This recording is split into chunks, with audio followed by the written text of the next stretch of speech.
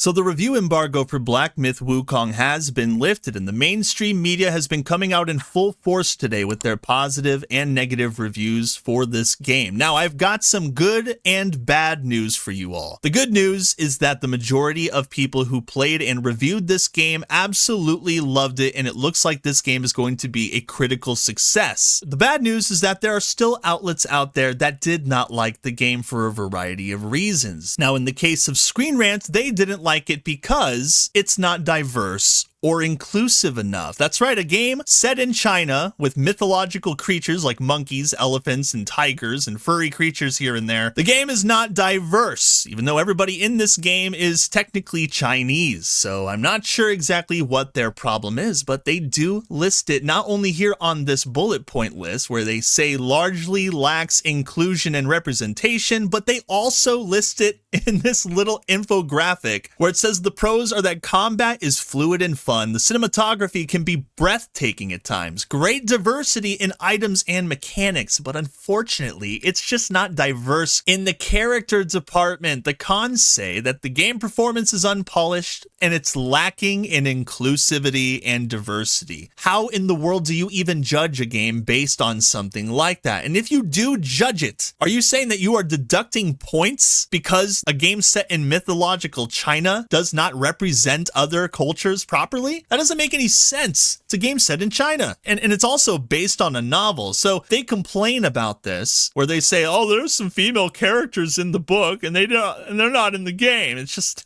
crazy. But they do go over why they feel that this game is not diverse enough, and they also do something even crazier than that. They include the IGN smear hit piece from 2023, Rebecca Valentine's hate campaign against Black Myth Wukong, and Game Science. And apparently they knew that they were going to get pushback for this, and they already are, as this article is being destroyed by people everywhere on social media. That's probably why they added an editor's note at the very bottom that says the author's name has been removed for their safety. So they thought that the person who wrote this review was in danger, dude. But that's to be expected because you're pushing lies that have been debunked and proven to be false by many people for a year now. And only now is all of this information starting to come to light now that people are paying more attention to what Rebecca Valentine said. But yes, it is very strange indeed. So we're going to take a look at the largely lax inclusion and representation. While my analysis and review of Black Myth Wukong, the anonymous writer says, remain focused on gameplay, it's important to mention, okay? They feel it's very important that you know this, just like GameSpot thought that you should know this. The controversies surrounding the game studio and the reports of misogyny and sexism from developers. Now, mind you, all of these are debunked claims because there was a mistranslation from Chinese to English on these people's accounts, so people didn't even get the proper translation to accuse these guys of misogyny in the first place. But she says, playing as a female gamer allowed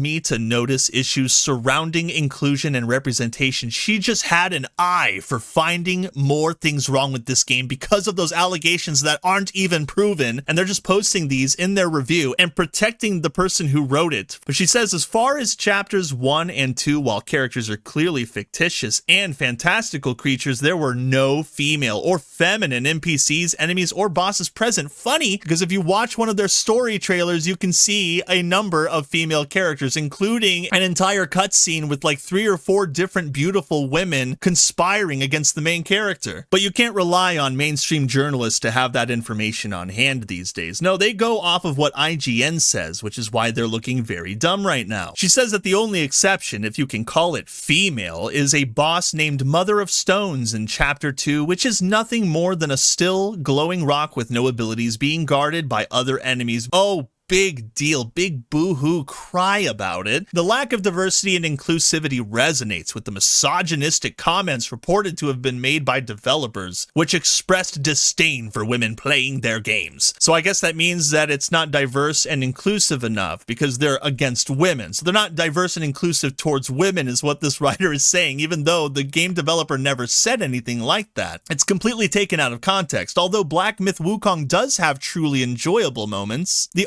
underlying feeling that women aren't welcome in this world felt present throughout my gameplay experience. So while she's sitting there playing Black Myth Wukong, trying to reasonably review it and critique it, she just felt this overwhelming wave of emotion deep inside her as she felt completely unwelcome by this video game that lacked representation in the female department. She was just getting emotionally overwhelmed, couldn't take it anymore. She threw her controller on the ground. She screamed at the sky.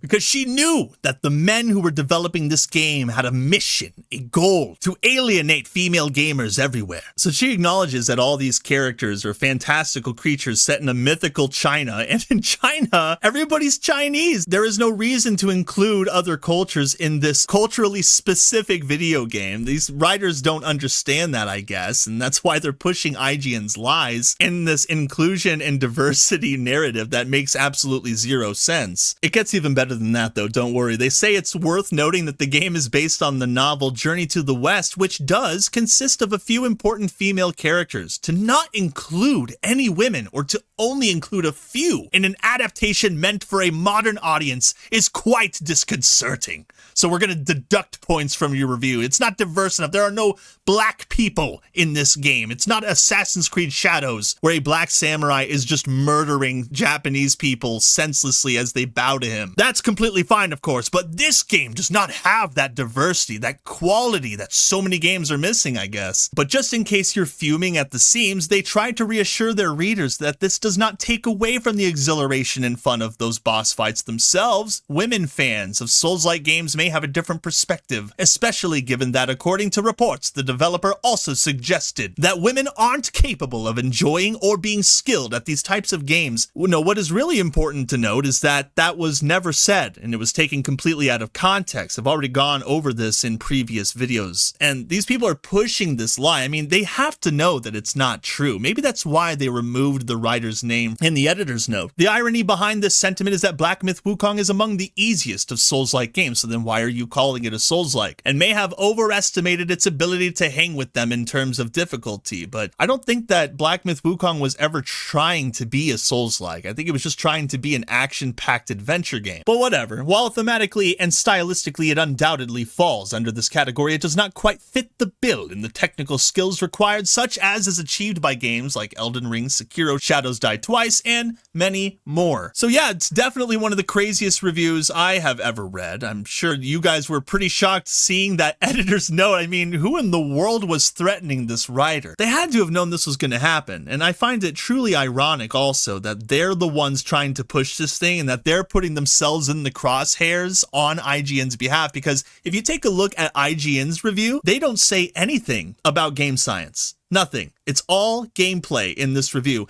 Their review only talks about the gameplay, the story, and all of that good stuff, but it never once mentions the controversy that they themselves started. Why is that? Isn't that weird? That Screen Rant is pushing this thing, but IGN isn't? But maybe IGN saw something. Maybe they knew deep down that gamers were going to annihilate them if they posted anything about that in their review, so they decided not to do it. Which is actually a wise move, since a lot of people really like this game. Black Myth Wukong on Metacritic, 82. It's doing very well right now. Very, very well. Let's read a few of these reviews. Let's read the 100 from Gaming Bolt. Black Myth Wukong delivers breathtaking combat, stellar production quality, and unforgettable boss fights. Its few quirks don't hold it back from being one of the genre's best games in recent memory. IGN Brazil, Black Myth Wukong has everything it takes to be one of the titles in contention for Game of the Year. That's IGN Brazil. IGN is definitely backtracking on those allegations. Either that or they're just alienating Rebecca Valentine and not giving her the time of day, and this is probably the perfect day to post her fraudulent claims. But they're choosing not to do that. I find that to be very telling indeed. Maybe IGN's panicking. Screen Rant for sure is panicking, since they're hiding their writer from everybody now, and I think it's so hilarious that they're now getting the heat that IGN could have gotten if they had done the same thing. Now, wouldn't it be something if Screen Rant was the only outlet to come out and push IGN's nonsense? Yes, it would be, indeed. But you will be surprised to discover that there are other outlets attacking Black Myth Wukong. I know it's hard to believe, but that is the case. From Learning the Law, another journalist gave Wukong a lower score, attacking developers for misogynistic remarks and then trying to justify the low rating by linking it to the game itself. It's not about the score, but how they used political reasons to drag down the Metacritic score as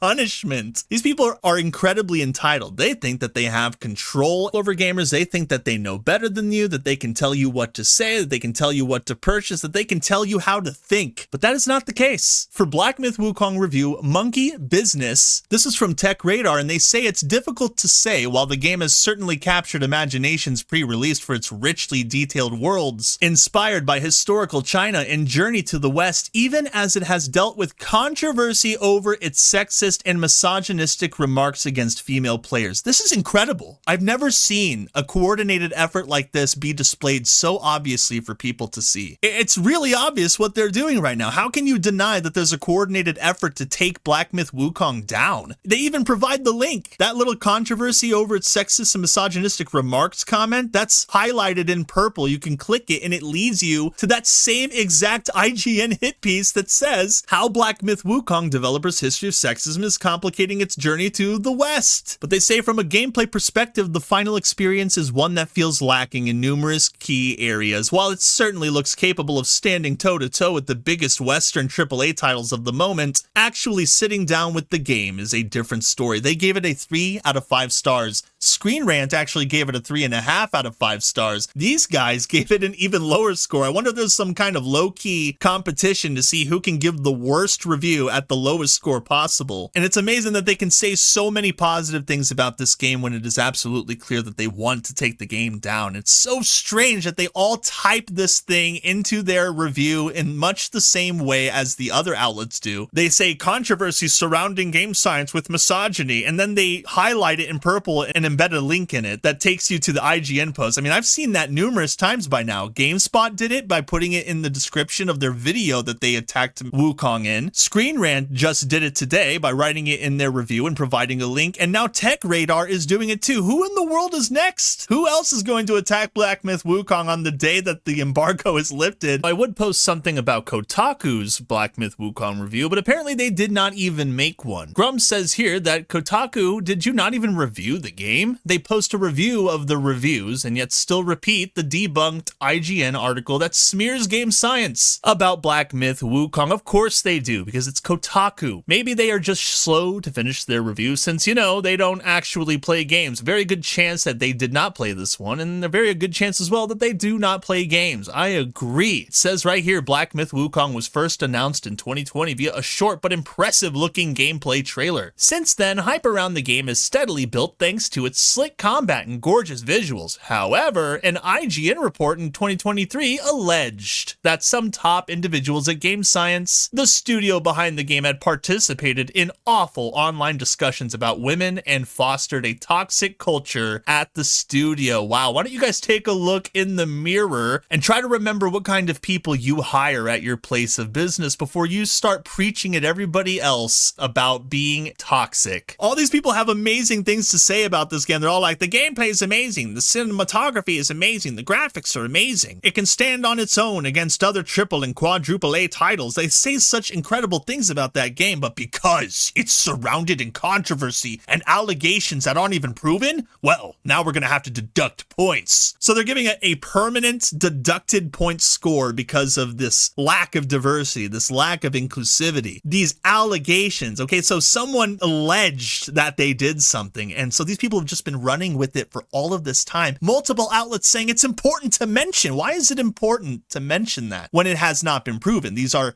allegations. They're claims. And these claims have also been debunked by numerous people by now, so you probably do have the facts. Why are you pushing these lies repeatedly? You know what? Maybe it really is an extortion attempt gone wrong. Maybe the media was conspiring with a Sweet Baby-like agency and they didn't get the money that they wanted and they weren't able to make a deal with Game Science, and so they went after them and the media started smearing them. It just seems like that's what's going on right now. This game is being reviewed positively. Everybody who plays it enjoys it. Even the people who are smearing it enjoy it. While they're smearing clearing it. What in the world is everybody's problem with this game? I'll tell you what the problem is with this game. It's not mainstream slop trying to push diversity, equity, and inclusion all the time. The media loves DEI. They're always praising the inclusion of DEI in these projects. So when a project like Stellar Blade comes along or Black Myth Wukong comes along and they don't push these ideas, the media has an absolute meltdown. It's definitely one of these two scenarios. It's either an extortion attempt gone wrong, or it's just that they're crazy and love DEI so much that the very idea that Black Myth Wukong is not including those things in it drives them absolutely nuts. But I assume from what we're looking at, that green-haired creature to the right is the writer of this review. Amazing. Always seems to be the purple and green-haired liberal women, doesn't it? If you can look beyond some janky fights and want to experience a unique setting, there's fun to be had in Black Myth Wukong. Yes, well, far be it from me to criticize IGN for not including the lies, although I would say that they seem pretty cowardly for not including and backing up their own claims. I mean, every other outlet is like, hey, IGN, come on, man. Like, aren't you guys hating on Black Myth? Didn't you say that there were problems with the developers? And they're all posting these lies. IGN is the only one to not do it. I feel like IGN got cold feet. They're afraid. They don't want to post the negativity. They definitely did not do the 5 out of 10 Rebecca Valentine review that I pointed out to viewers yesterday in a rumor. They gave it an 8 out of 10 though. China, IGN, 10 out of 10. It says it right there up in my scroll ticker right there. But Learning the Law goes on. He says this is a case of companies giving game copies to pre-biased activists who have already made up their minds before even trying the game. You know they'll hate it, so giving it a fair 10 out of 10 is out of the question. Instead, they play their own game, dragging the score down subtly. So they will drag the score down because it doesn't have inclusivity and representation, even though there really is no room for that to even happen logically. They'll deduct points from it because some rando back in the day accused them of saying something that they shouldn't have said, even though they didn't actually say it. So they'll drag a score down based on something that isn't even true and has nothing to do with the video game at all and happened years ago. They'll deduct points because they think somebody is sexist and misogynistic, but they won't